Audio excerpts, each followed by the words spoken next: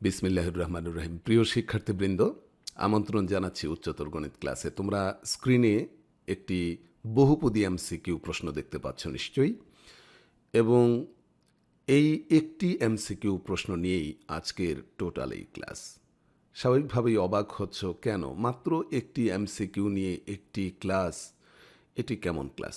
কিন্তু আমি বলবো যে না, এখানে একের মধ্যে রয়েছে 10। তার মধ্যে তুমি যদি চিন্তা করো যে না, এই প্রশ্নটাকে একের মধ্যে 100 বানাবো, সেটাও বানাতে পারো। প্রশ্নটা অনেকটা ওরকম। প্রথম কথা হচ্ছে আমার যে তুমি যদি খুব এক্সপার্ট হও স্থানাঙ্ক জ্যামিতিতে তথা সরল রেখার আলোচনায়, যদি তুমি খুব বেশি প্র্যাকটিস করে থাকো, অনেক বেশি দক্ষ হয়ে থাকো, তাহলেও এই প্রশ্নটির উত্তর করার জন্য তোমার মিনিমাম কয়েক মিনিট সময় লেগে যাবে। তা তো হতেই পারে, তাই না? কেননা একটি এমসিকিউ প্রশ্ন সেটে 25টি প্রশ্ন থাকবে, তার মধ্যে 3-4টি প্রশ্ন কঠিন মান থাকতেই পারে। এটা খুব স্বাভাবিক। 3-4টি না থাকলেও 2-3টি তো থাকতেই পারে, খুব স্বাভাবিক, যেগুলি আনসার করার জন্য আসলেই অনেক বেশি সময়ের প্রয়োজন হয়, যে কারণে অন্যান্য সহজ মান এবং মধ্যম মান প্রশ্নগুলো থেকে আমাদের সময় সেভ করে নিতে হয়।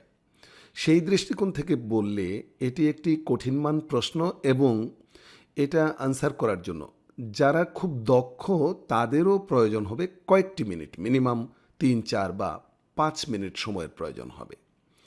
তুমি যে পদ্ধতিতে আনসার করবে আমি সেটা জানি। তুমি আসলে কোন পদ্ধতিতে আনসার করবে, কত দ্রুত তুমি রেজাল্ট আনতে পারো। তুমি যত দ্রুতই এই 3টি স্টেটমেন্ট যাচাই করো না কেন, মিনিমাম কয়েক মিনিট সময় তোমার লাগবে।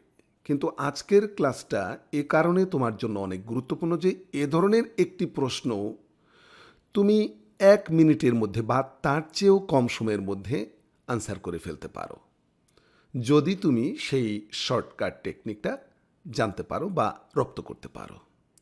আজকের আলোচনার মূল প্রতিপাদ্য কিন্তু সেটাই, যে এ ধরনের একটি কঠিন মান প্রশ্ন তুমি এত শর্ট সময়ে কিভাবে স্মুথলি আনসার করতে পারো।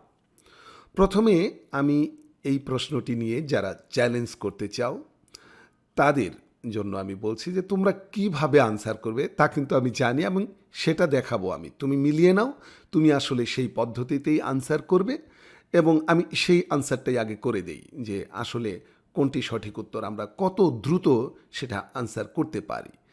তো তুমি প্রথমে 1 নম্বর যে স্টেটমেন্টটা আছে তার ঢাল বের করবে। এটা ঢাল বের করার জন্য তুমি কি করবে, সমীকরণটা এই যে 3y লেখে বাকিটুকু ডান পাশে নিবে। এই যে 3yটা বামে রেখে, এই যে 3y, আর 2x তুমি ডান পাশে নিলে -2x, আর -6 ডান পাশে নিলে হবে +6। অত্যন্ত দ্রুততার সহিত তুমি কি করবে, 3 দ্বারা ভাগ করবে, যে y এর শক 3 দ্বারা ভাগ করে তুমি করবে কি, y equals to -2/3 into X, plus 3 দ্বারা ভাগ করলে এটা হবে 2। এই যে y ইকুয়াল টু, এই সমীকরণটা দাঁড়িয়েছে কোনটা, y equal to mx plus C. তুমি এই সমীকরণটা কিন্তু তুমি লিখবে না, আমি জানি, এটা আমি দেখানোর জন্য লিখলাম যে এই আকৃতিতে নিয়েছো। এই আকৃতিতে নিয়েছো কেন, কারণ এই এক্সের শক এই আকৃতিতে নেওয়ার পর এক্সের শকটাই ঢাল। তো ওই আকৃতি হয়েছে এই যে y ইকুয়ালস টু এই যে m, এইটুকু এম এক্স প্লাস সি। কাজেই তুমি এইটুকু করার পর তুমি কনফার্ম যে এই সমীকরণটার বা এই সরলরেখাটার ঢাল হচ্ছে -2/3, তাহলে এটা সঠিক পেয়ে গেলে। এবার দ্বিতীয় যে স্টেটমেন্টটা সেটা তুমি যাচাই করবে কিভাবে তা আমি দেখাচ্ছি।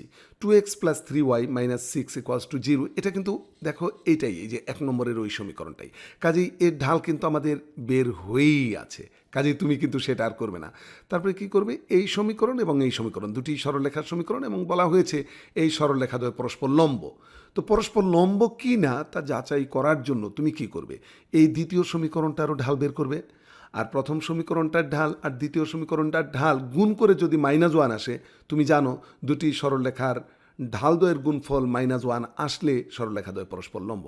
কাজেই তুমি খুব দ্রুততার সহিত এই সমীকরণটারও ঢাল বের করবে। সেক্ষেত্রে এই যে -2y তুমি ডান পাশে কল্পনা করো, 2y equals to 3x plus 1, তাহলে তুমি লিখবে 2y equals to 3x plus 1।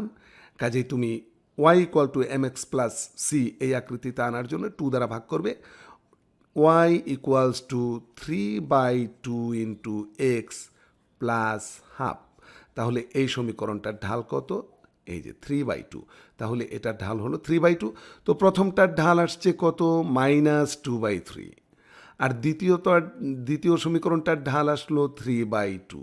তাহলে দেখো এই যে 2 2 ক্যান্সেল, 3 3 ক্যান্সেল, রেজাল্ট হলো কত? -1। সুতরাং এই সরলরেখাদ্বয় পরস্পর লম্ব, এটাও সঠিক।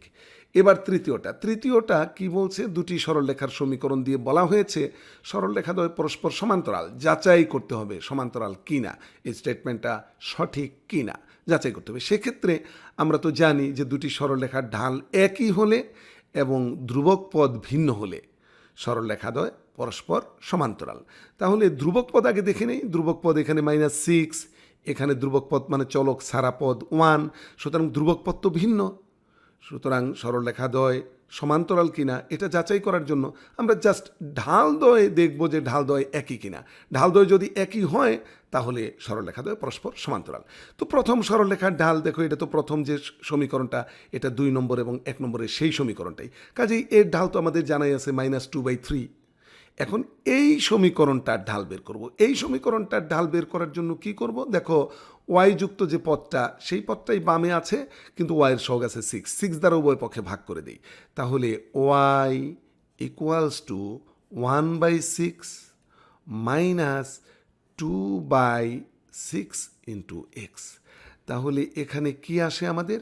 দেখো মাইনাস, এই যে এটা তো ধ্রুবক পদ, আর এই যে আমরা যদি সাজিয়ে লিখি -2/6 এক্স প্লাস 1/6, দেখো এরকম কিন্তু আসছে। 2/6 আমরা যদি কাটাকাটি করি তাহলে উপরে 1, এখানে 3, তাহলে এই সরলরেখাটার ঢাল কিন্তু -1/3, এক্সের সহগ যেটা, এই যে এক্সের সহগ হলো আমাদের এইটুকু। তো এখানে আমরা দেখতে পাচ্ছি যে এই সরলরেখাটার ঢাল -1/3, আর প্রথম এই সরলরেখাটার ঢাল হলো -2/3। কাজেই এই সরলরেখাদ্বয়ের ঢাল একই নয়, ধ্রুবক পদও একই নয়, কাজেই সরলরেখাদ্বয় সমান্তরাল নয়। কাজেই 3 নম্বরটা কিন্তু সঠিক নয়, এই জন্যে 1 আর 2 সঠিক, তার মানে ক নম্বর প্রশ্নোত্তরটাই সঠিক। তোমরা যারা অত্যন্ত দক্ষতার সহিত আনসার করবে তারা ঠিক এই প্রসেসে আনসার করবে। এই প্রসেসে তুমি লক্ষ্য করো, আমি তো অনেক কথা বলেছি, তুমি হয়তো এত কথা তো আর কাউকে বলবে না, তুমি নিজে নিজে আনসার করে ফেলবে, এবং সেক্ষেত্রে অনেকটুকু মনে মনেই হিসেব করে ফেলা সম্ভব। তারপরও তুমি হিসেব করে দেখো যে এ ধরনের একটি প্রশ্নের উত্তর করতে তোমার কয়েক মিনিট সময় লেগে যাবে। কিন্তু আমি আজকে তোমাকে এই ধরনের একটি কঠিন মান প্রশ্ন, যদি আমি বলি এই প্রশ্নটি কিভাবে 1 মিনিটের চেয়েও কম সময়ে খুব সুন্দরভাবে সঠিক উত্তর করা যায় সেটা দেখিয়ে দেব। এজন্যে আজকে আমাদের এই ক্লাসটা কিন্তু অনেক বেশি ডিটেলস করতে হবে। আর আমি ওই যে বলেছি যে 1-এর ভিতরে 10, বা তুমি এমনও ভাবতে পারো যে 1-এর ভিতরে 100। তুমি যদি আমার আলোচনাটা প্রথম থেকে শেষ পর্যন্ত অত্যন্ত গুরুত্ব দিয়ে দেখো, তাহলে 100টি MCQ প্রশ্ন করারও নলেজ তুমি আজকের ক্লাস থেকে পেয়ে যেতে পারো, এবং শর্টকাট নলেজগুলো, শর্টকাট টেকনিকগুলো তুমি জেনে নিতে পারো। কাজেই আমি আশা করব যে তুমি আলোচনাটা ধৈর্য ধরে খুব গুরুত্ব দিয়ে ধীরে ধীরে পুরো আলোচনাটা রপ্ত করার চেষ্টা করবে। হ্যাঁ, এজন্যে আমি যেটা বলবো, প্রথমত সরলরেখার আদর্শ সমীকরণ কি সেটা তোমাকে জানতে হবে। সরলরেখার আদর্শ সমীকরণ আমি সেটা লিখে দিচ্ছি, দেখো, সরল রেখার আদর্শ সমীকরণ, আদর্শ রূপ সমীকরণ বা আদর্শ সমীকরণ, এটা আগে তোমাকে জানতে হবে। সরলরেখার আদর্শ সমীকরণ, হ্যাঁ নিশ্চয়ই তোমরা অনেকেই জানতে পারো।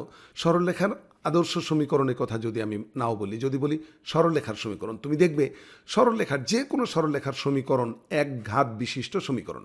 চলক XY এর ঘাত থাকবে 1, 1-এর বেশি ঘাত থাকলেই কিন্তু সেটা আর সরলরেখা থাকবে না, বক্ররেখা হবে। আর আদর্শ সমীকরণটা ঠিক এরকম, AX plus BY plus C equals to 0। এটি হচ্ছে সরলরেখার আদর্শ সমীকরণ, যেখানে XY চলক আর ABC এগুলি হচ্ছে ধ্রুবক। এখন আমি তোমাকে প্রথমে যেটা দেখাবো যে এই সরলরেখার আদর্শ সমীকরণ এইটা ধরে নিয়ে আমি দুটি সরলরেখার সমীকরণ এই রূপে লিখতে চাই। দুটি সরলরেখার সমীকরণ, ধরো একটি সরলরেখা a1x plus b1y plus c1 equals to 0, এটি একটি সমীকরণ। আর আরেকটি সমীকরণ ধরি, এটা 2 নং দেই, আদর্শ সমীকরণটাকে ধরি 1 নং। আর ওই আদর্শ সমীকরণের অনুরূপ আমি আরেকটা সমীকরণ লিখেছি, এটাও সরলরেখা, এটা 2 নং। আরেকটা লিখি a2x plus b2y plus c2 equals to 0, এটা আমাদের 3 নং সমীকরণ। এখন এই যে আদর্শ সমীকরণ যেটা দেখিয়েছি 1 নং, এই 1 নং, এটাকে 1 নং রাখলাম এই কারণে আদর্শ সমীকরণটা নিয়ে আমি তো অনুরূপে দুইটা সমীকরণ নিয়ে এই দুটা দিয়েই দেখাতে পারি, কিন্তু 1 নং এটাকে রাখলাম এই কারণে যে তুমি যেভাবে ঢাল নির্ণয় করা শিখেছো দ্যাটস ওকে, ওটা ভালো ভালো প্রসেস। তুমি দেখো তো আরও শর্টকাট করতে পারো কিনা। 1 নং সমীকরণের এই সরলরেখার ঢাল তোমার পদ্ধতিতে আমি বের করি। তোমার পদ্ধতিতে বের করার জন্য এই যে ওয়াই সম্বলিত যে পদটা বিওয়াই, এটা বামে রেখে আর বাকিটুকু ডানে নেই, মাইনাস এ এক্স মাইনাস সি। তাহলে একইভাবে আমরা এই ওয়াইকে সহগমুক্ত করার জন্য আমরা বি দ্বারা উভয় পক্ষে ভাগ করি। তাহলে ওয়াই ইকুয়ালস টু, যে বি দ্বারা ভাগ করছি, minus A by B into X minus C by B. দেখো এই মাইনাসটাকে যদি তুমি প্লাস চিন্তা করো তাহলে এখানে মাইনাস দিয়ে এটাকে ব্রেকেটে করে দাও, তাহলে Y equals to M X plus C, এই আকৃতিতে চলে আসছে। তাহলে এই সমীকরণটার ঢাল কত? এই সরলরেখাটার ঢাল মাইনাস এ বাই বি, এই যে এক্স এর সহগটাই ঢাল। ওকে, তুমি তো এই পদ্ধতিতেই করেছ। এখন এই পদ্ধতিটা আরও শর্টকাট করার জন্য তোমাকে দেখাচ্ছি। দেখো এই যে মাইনাস চিহ্নটা নাও এবং এ আসলে কি? এক্স এর সহগ। দেখো আদর্শরূপ যে সরলরেখার সমীকরণ, সেই সমীকরণে এ আসলে এক্স এর সহগ। এই যে লক্ষ্য করো, এক্স এর সহগ এ, তাহলে আমি এর পরিবর্তে লিখি এক্স এর সহগ, রাইট? আর নিচে আছে বি আসলে কি? বি হচ্ছে ওয়াই এর সহগ, তাহলে তুমি এখানে লেখো ওয়াই এর সহগ, রাইট? ওয়াই এর সহগ। তাহলে আমরা যেটা পেলাম সেটা হলো যে সরলরেখার, যে কোনো সরলরেখার ঢাল বের করার জন্য, আর আদর্শরূপ সরলরেখায় কিন্তু দেখো ডান পাশে কিন্তু শূন্য, সবই কিন্তু বাম পাশে, ডান পাশে শূন্য, এটা কিন্তু মাথায় রাখতে হবে। মানে সরলরেখার সমীকরণ যাই দেওয়া থাক না কেন, ওটাকে দ্রুততার সহিত ডান পাশে যদি কিছু থাকে পক্ষান্তর করে বাম পাশে নিয়ে আসি। নিয়ে আসার পর কী করব? এক্স এর সহগকে ওয়াই এর সহগ দ্বারা ভাগ করে তার ঋণাত্মক মান নিব, তাহলেই কিন্তু আমরা সরলরেখাটার ঢাল পাবো। যেমন ধরো একটি সরলরেখার সমীকরণ 2x প্লাস 3y, বা প্লাস 3y না দিয়ে আমি মাইনাস 3y দিই, মাইনাস 3y ইকুয়ালস টু 6। তো ঢাল বের করার জন্য ধ্রুবক পদ কি সেটা তো আসলে খুবই গৌণ, এটা আমি করব না। দেখো আমার টার্গেট হলো এক্স এর সহগকে ওয়াই এর সহগ দ্বারা ভাগ করে তার ঋণাত্মক মান। এক্স এর সহগ কি 2, ওয়াই এর সহগ কি -3, তার ঋণাত্মক মান। এই যে ওয়াই এর সহগ কিন্তু 3 নয়, ওয়াই এর সহগ -3, এটা কিন্তু মাথায় রাখতে হবে। তাহলে এক্স এর সহগ 2, ওয়াই এর সহগ -3, তার ঋণাত্মক মান, তাহলে মাইনাসে মাইনাসে প্লাস 2/3, তাহলে সরলরেখাটার ঢাল 2/3। দেখো কত সহজে করতে পারি, মানে আমাদের কিন্তু লেখার দরকার নেই। আমরা করবো কি, দেখো এক্স এর সহগ 2 মনে মনে নাও, এক্স এর সহগ 2, তাকে ভাগ করো ওয়াই এর সহগ দ্বারা, ওয়াই এর সহগ কি -3, তাহলে 2/-3, 2/-3 তাহলে -2/3, তার ঋণাত্মক মান নিলে +2/3। ব্যাস, মনে মনেই করে ফেলা সম্ভব, উইদিন 2 or 3 সেকেন্ড এর মধ্যেই কিন্তু করে ফেলা সম্ভব।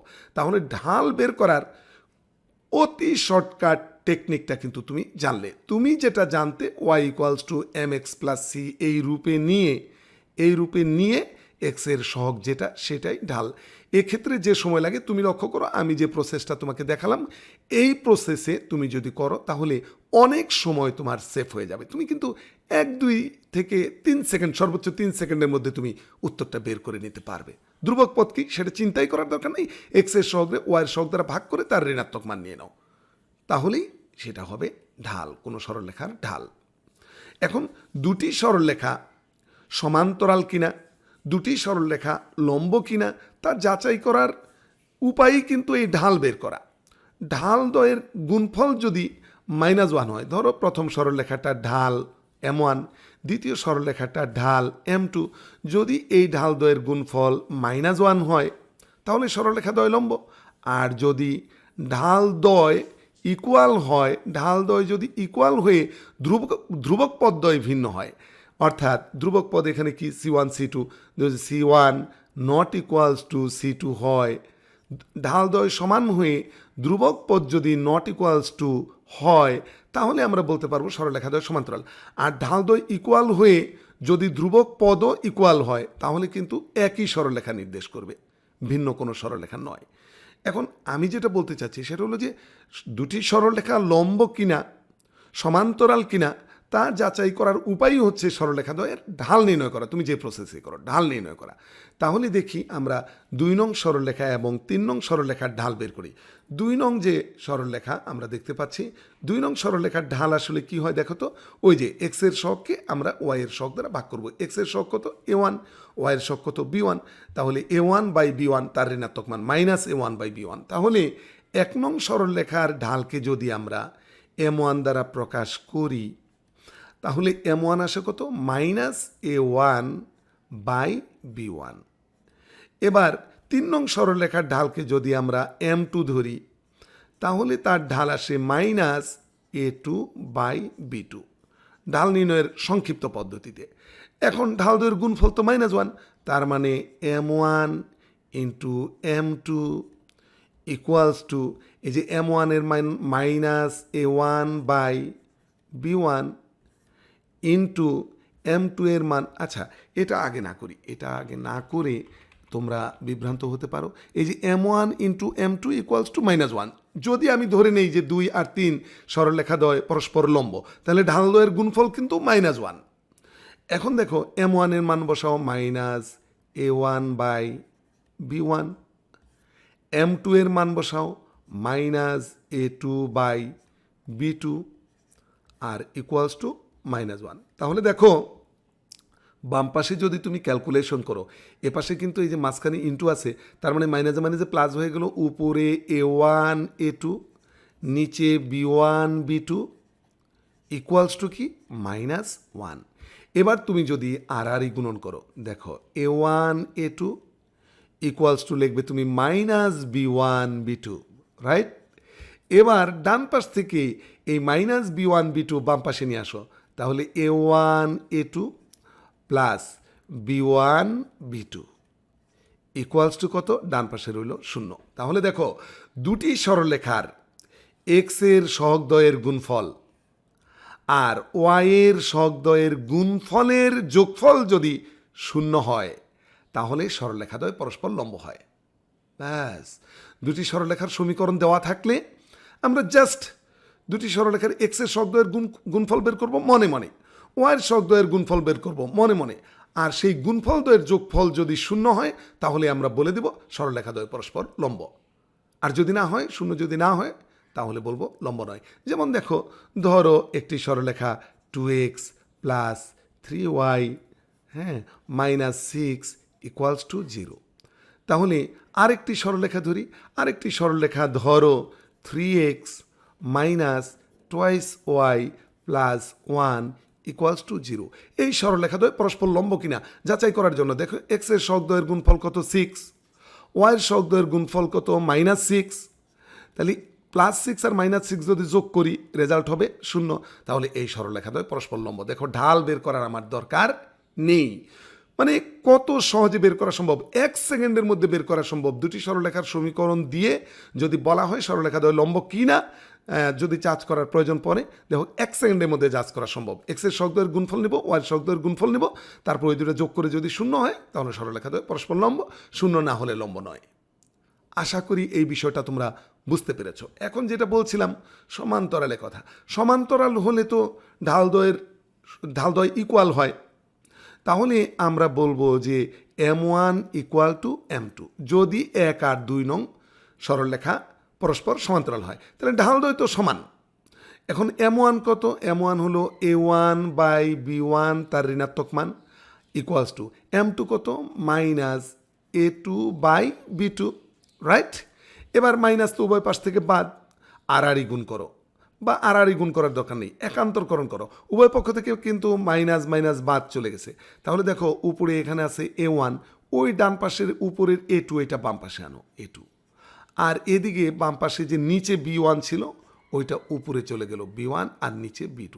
তাহলে দেখো তো এটুকুকে বাংলায় বলো কি হয়। এটা হলো সরলরেখার যে সমীকরণ দ্বয়, সেই সমীকরণ দ্বয়ের এক্স এর সহগ দ্বয়ের অনুপাত ভাগফল ওয়াই এর সহগ দ্বয়ের অনুপাতের সমান হলে সরলরেখা দ্বয় পরস্পর সমান্তরাল।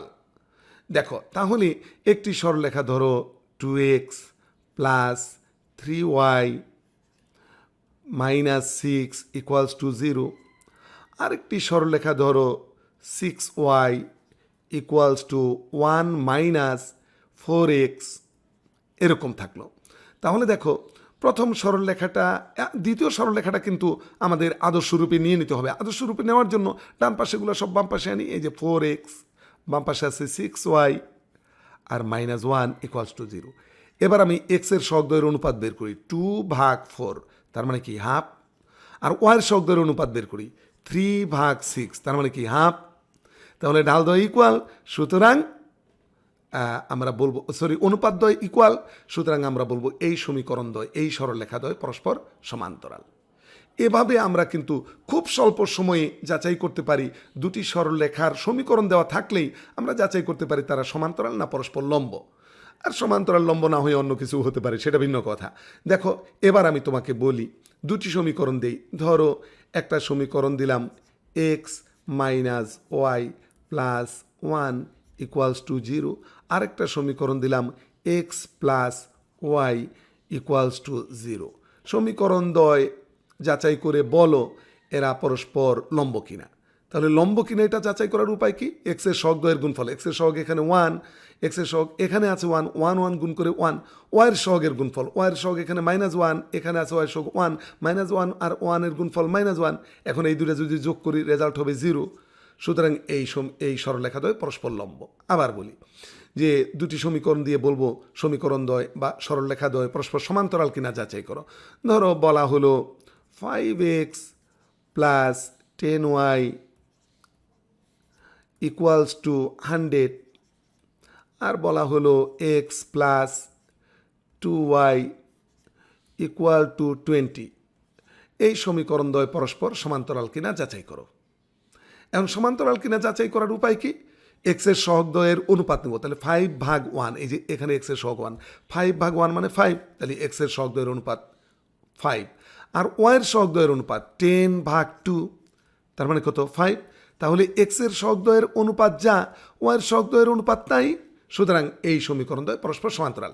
হ্যাঁ, সেক্ষেত্রে আমরা ধ্রুবক পদ কিন্তু খেয়াল করব। ধ্রুবক পদ যদি একই হয়ে যায়, ধ্রুবক পদ একই হয়ে গেলে কিন্তু সহগ দ্বয়ের অনুপাত সমান হলেও তারা সমান্তরাল না হয়ে হবে কি একই সরলরেখা হবে, সেটা আবার খেয়াল রাখতে হবে। এখন দেখি তো এই দুটো সরলরেখা তো আমরা বললাম সমান্তরাল, এখন আসলে একই কিনা সেটা যাচাই করি। তো সেক্ষেত্রে 1 নং সমীকরণের উভয় পক্ষকে 5 দ্বারা ভাগ যায়। দেখো তাহলে এটা এক্স প্লাস এটা 2y ইকুয়াল টু 5 দ্বারা ভাগ করলে 5×20 100। তাহলে কিন্তু ও বিকল একই সরলরেখা, তার মানে এই দুইটা সমীকরণ কিন্তু একই, এই দুইটা সরলরেখা একই, সমান্তরাল না বলে একই সরলরেখা হওয়া ভালো। একই সরলরেখা মানে তো একই সরলরেখা, ভিন্ন কোনো সরলরেখা নয়, সমান্তরাল হওয়ার প্রশ্নই ওঠে না। ওই প্রশ্নটাই আসে না যে একই হলে কি সমান্তরাল হয় না। একই সরলরেখা মানে তো একটাই সরলরেখা, কাজে সমান্তরাল কথাটাই তো আসে না, তাই না? ওকে, তো আমি আপাতত যেটুকু তোমাদেরকে ব্যাখ্যা করলাম, আমার ধারণা যে এখন এই প্রশ্নটাতে তুমি গিয়ে তুমি 1 মিনিটের কম সময়ে তুমি সঠিক উত্তর বের করে নিতে পারবে যে আসলে এই প্রশ্নটির সঠিক উত্তর কি। লক্ষ্য করো প্রথম সমীকরণের ঢাল, দেখো এক্সের সহগ কত 2, ওয়াইয়ের সহগ কত 3, এই যে এক্সের সহগরে এই যে ওয়াইয়ের সহগ দ্বারা ভাগ করে তার ঋণাত্মক মান নিয়ে দেখলে মিলে গেল, তার মানে এটা সঠিক। দেখো কয় সেকেন্ড লেগেছে। এবার এটার ঢাল তো আমাদের জানাই আছে, এটার ঢাল বের করি। এটার ঢাল কি?